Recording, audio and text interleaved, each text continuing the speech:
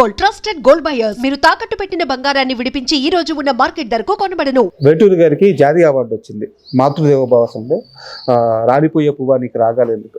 But ఆయన ఆ అవార్డుని అతి అరుదుగా వచ్చే అవార్డు అది.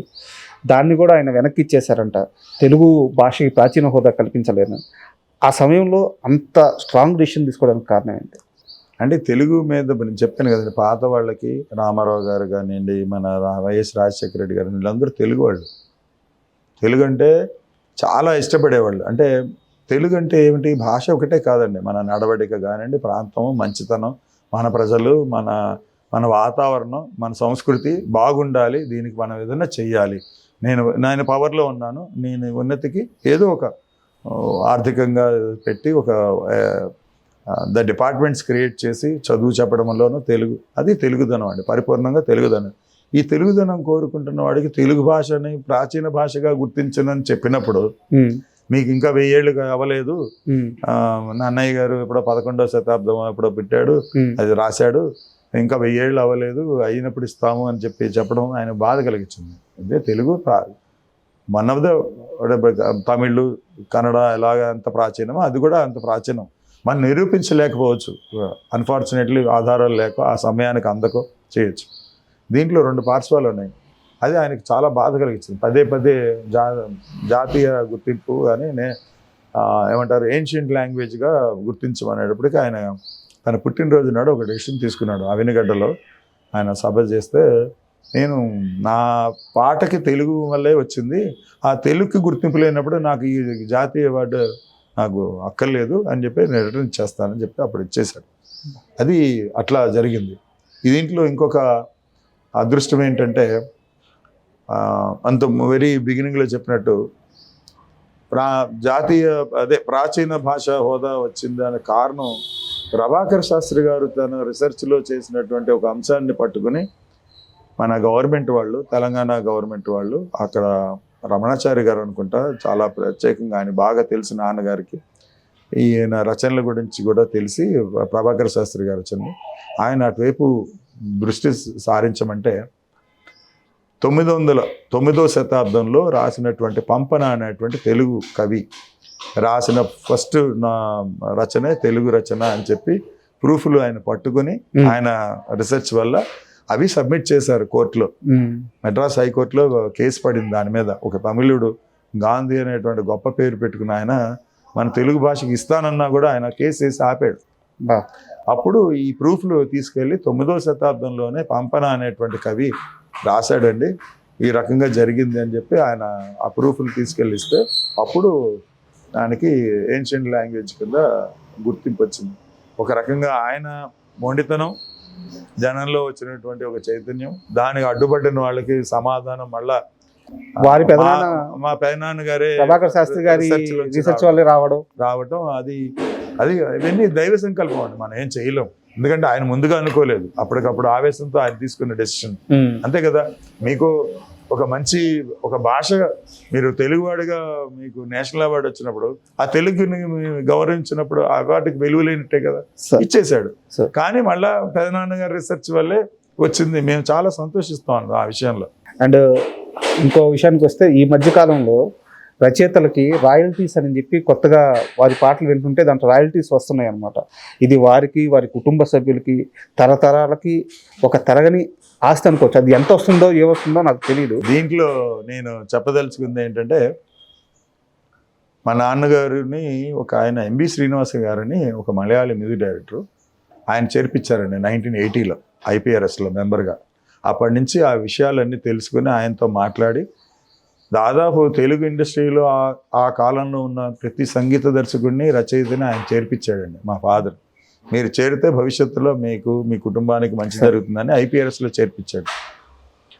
ఆ రకంగా నిన్న మొన్నటి వరకు వచ్చిన మన కీరవాణి, మణిశర్మ, వీళ్ళందరూ కోటి, వీళ్ళందరూ కూడా మా నాన్నగారు చెప్పిన తర్వాత జాయిన్ అయ్యారు. అందరూ పరిపూర్ణంగా ఉండి దాన్ని నేను కొనసాగిస్తూ, అలాగే ఆయన కొంతమంది యువ రచయితలు ఆ కాలంలో వచ్చిన వాళ్ళు కొన్ని ఇబ్బందులు పడుతుంటే దర్శకుల వల్ల వాళ్ళ పాటలు మార్చి పాడించడమో, లేకపోతే నలుగురు చేత రాయించి ఒకళ్ళ పాట పెట్టుకోవటమో, లేకపోతే 2-4 మిక్స్ చేసి ఒక పాట తయారు చేయటమో జరిగేదండి. జరుగుతున్నప్పుడు మీరు ఇందాక ఉదాహరించినట్టు సీతారామ శాస్త్రి గారు, ఇతర మన వెన్నెలకంటి గారు, భువన్ చంద్ర గారు, మన జొన్నవిత్తుల రామలింగేశ్వరరావు గారు వీళ్ళందరూ కలిసి ఫాదర్ దగ్గరికి వచ్చారు. ఇలా జరుగుతుంది, మేము చాలా అన్యాయం అయిపోతున్నాం, మాకు డబ్బులు రావట్లేదు అంటే ఆయన ఫస్ట్ తెలుగు రచయితల సంఘాన్ని మెడ్రాస్లో ఏర్పరిచారండి. ఆరుద్ర గారు అధ్యక్షతన. మన బాలసుబ్రహ్మణ్యం గారు, ఆయన మన వాళ్ళంటే తెలుగు భాష అంటే చాలా మక్కువ. తన స్టూడియోలోనే రికార్డింగ్ థియేటర్లోనే ఒక రూమ్ ఇచ్చారు ఆఫీస్ కింద వాడటానికి. ఇది అక్కడ 95లో ఏర్పరచడం జరిగిందండి. తర్వాత ఇక్కడ మనకి షిఫ్ట్ అయింది హైదరాబాద్లో. ఇది నాన్నగారు ఇలా చేశారు కదా అని చెప్పి నేను ఇక్కడ కొన్ని కొత్త ప్రాబ్లమ్స్ వస్తున్నాయి, ఐపీఆర్ఎస్ రాయల్టీలు రావడంలో అని చెప్పి నేను మన పరుచూరి గోపాలకృష్ణ గారితో మాట్లాడితే, అట్లాగే మన రచయితలందరికీ సాయం చేద్దు కానీ అని చెప్పి తను ప్రొడ్యూసర్స్ కౌన్సిల్కి మాకు ఉండేటువంటి విభేదాల్లో నన్ను తీసుకెళ్ళి పరిచయం చేసి ఒక అడ్వైజర్గా రచయితల సంఘానికి నేను అడ్వైజర్గా ఉన్నానండి. వాళ్ళకి ఉన్న సమస్యలు కానీ పేమెంట్స్ కానీ ఇవన్నీ కొన్ని మీటింగ్స్లో పాల్గొని పరిష్కరించి వీళ్ళందరికీ రాయల్టీస్ రావడానికి నా వంతు నేను కృషి చేశాను. తద్వారా కొన్ని ఒడంబడికలు జరగటం అవన్నీ జరిగినాయండి.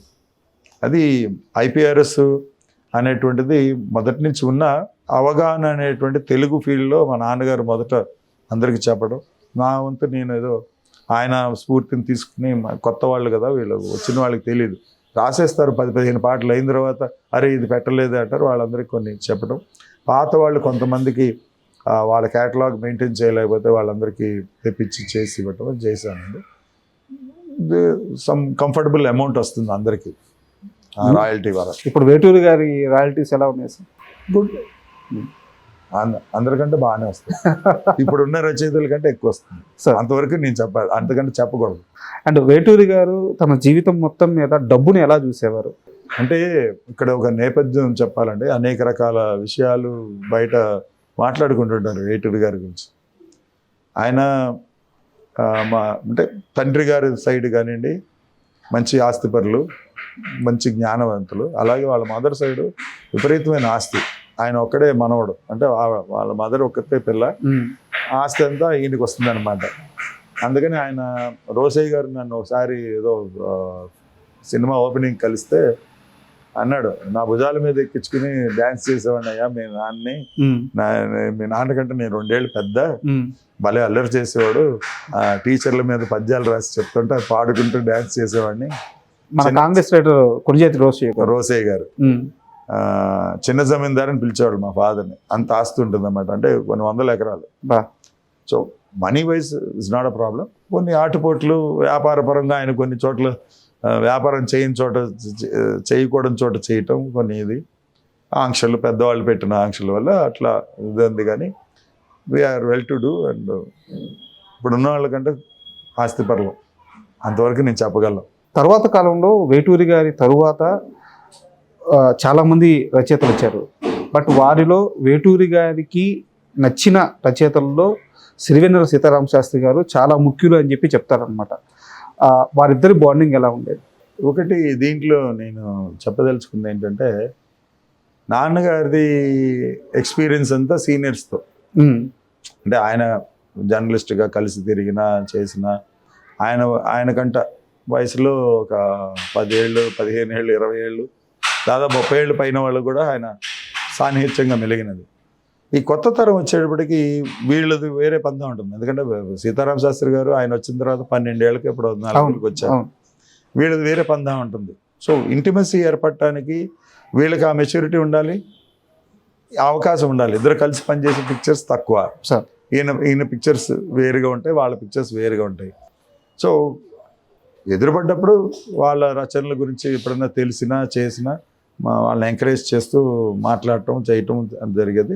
ముఖ్యంగా సీతారామ శాస్త్రి గారు, జొన్నవిత్తుల గారు కొంచెం ఫ్యామిలీ ఫ్రెండ్. ఎందుకంటే విజయవాడ వాళ్ళది కూడా, నేను కూడా విజయవాడ వాస్తవ్యం కాబట్టి తను ఎక్కువ ఇంటికి వచ్చి వెళ్ళేవాడు. ఇంటిమేసి ఎక్కువ జొన్నవిత్తుల రామలేశ్వరరావు గారితో ఉండేది. మిగతా వారితో మా బాలసుబ్రహ్మణ్యం గారు మిత్రుడు కాబట్టి వెన్నెలకంటి గారు ఆ విధంగా ఎదురుపడేవాడు. ఎప్పుడైనా సినిమాల్లో కలిసి పనిచేస్తున్నప్పుడు సీతారామ శాస్త్రి గారు ప్రతి చోట కూడా వాళ్ళు రాసిన పాట గురించి తెలిసినప్పుడు వాళ్ళని ఎంకరేజ్ చేస్తూ ఇలా బాగుంది, ఇలా ఇంకా ఇంకా మంచిగా రాస్తే బాగుంటుంది, ఇంకేదైనా బెటర్గా ఉంటే బాగుంటుంది అంటే ఉత్సాహంగానే చెప్పేవారు. ఈ నలుగురు అంటే భువన్ చంద్ర గారు, వెన్నెలకంటి గారు, జొన్నవిత్తులు గారు, సీతారామ శాస్త్రి గారు వరకు వాళ్ళకి ఒక వాళ్ళు గురువుగానే భావించి మెలిగేవాళ్ళు. ఆయన అంతవరకే సార్. అంటే అంతకంటే ఇంటిమేసి పెట్టుకోలే. సార్. ఎందుకంటే వయసులో తేడా, వాళ్ళ నాన్న వయసు అవును. వీళ్ళందరికీ వాళ్ళ తండ్రి వాళ్ళకి సంకుచిత్వం ఉంటుంది, వాళ్ళు అంత ధైర్యంగా మాట్లాడలేరు. వీళ్ళు వచ్చి ఫాదర్కున్న ఒత్తిడిలో ఆయన దగ్గరకు వచ్చి పిచ్చాపాటి మాట్లాడే టైం ఉండదు. కాబట్టి వాళ్ళు ఉండేవాళ్ళు. ఎదురుపడ్డప్పుడు సామరస్యంగానే సభల్లో పాల్గొన్న అంతా బాగానే ఉంది. వీళ్ళు నలుగురితోనే ఇంటిమేసి, మిగతా వాళ్ళతో పెద్దగా. ఇక చివరికి హైదరాబాద్ వచ్చిన తర్వాత చంద్రబోస్ గారితో కాస్త కలిసి పనిచేయటం, రాఘవేంద్రరావు గారి సినిమాలో, బయట రామానాయుడు గారి సినిమాలో అలా ఆ అబ్బాయి తాను రాసిన వీడియో మెచ్చుకొని చేయటం, అలా కొద్ది మన సుద్దాల అశోక్ తేజ గారితో కొద్ది పరిచయం ఇట్లా ఉండదు. ఎక్కువ ఆయన ఈ సీనియర్స్తో అటాచ్మెంట్, ఆయన గోల అయింది. Sir thank you very much. ఎందుకంటే వేటూరి గారి గురించి, ఆయన రచనల గురించి, ఆయన జీవన శైలి గురించి ఎంతసేపు తెలుసుకున్నా ఇంకా తెలుసుకోవాలనిపిస్తుంటుంది. చాలా విలువైన సమాచారాన్ని మాకు అందించారు, మీ సమయాన్ని మాకు ఇచ్చారు. Thank you very much. మంచిది సార్, మీరు చక్కగా ఇంటర్వ్యూ చేసినందుకు మిమ్మల్ని అభినందించారు. Thank you sir. మీకు ఐ డ్రీమ్స్ వారికి మా కృతజ్ఞతలు. And for more videos, please subscribe to iDream. Please subscribe to iDream. Please subscribe iDream. And please subscribe to iDream. For more videos, subscribe to iDream. please like, share and subscribe to the channel. Congratulations, iDream. Subscribe to iDream. Subscribe to iDream. So subscribe to iDream Media. iDream ki iDream team andarki huge congratulations. Please subscribe iDream Media. Please subscribe to iDream. Subscribe iDream. Please subscribe to iDream. iDream అంటే నా కళల channel subscribe చేసుకున్న నోరు తిరుగుతలేదు, మీరైతే గంట గుర్తు కొట్టండి. For more such videos, please subscribe to iDream. Subscribe to iDream. Please subscribe to iDream. Please subscribe iDream Media. Please do subscribe to iDream. Please subscribe to iDream Media. For best entertainment and information, please subscribe iDream. And don't forget to subscribe to iDream.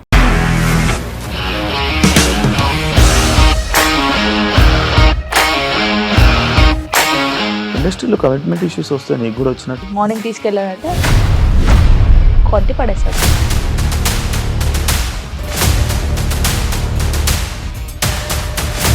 ఒక్కళ్ళు కూడా చూడలేదు ఈ cinema అని చెప్పడానికి కూడా చాలా ధైర్యం కావాలి. అది నిజం కదా, దాంట్లో ధైర్యం ఏంటి? ఇది నెక్స్ట్ డే ప్లేట్ మార్చేస్తే తప్పు కదా. As of now, we are comfortable this అని నేను అనుకుంటున్నాను. రష్మిక గారిది మీది ఒకే ఊరు అంట కదా. నీకు కోపం వచ్చిందంటే బాగా తిట్టేత్తరా? తిట్టేద్దామండి. నిజంగా గేమ్ ని ఎలా చేంజ్ చేయగలిగారు? APSFC వాళ్ళకి 6 నెలల్లో నేను 6 లక్షలు కట్టా. బిజినెస్ చేయాలనుకుంటే it is as difficult as riding a tiger.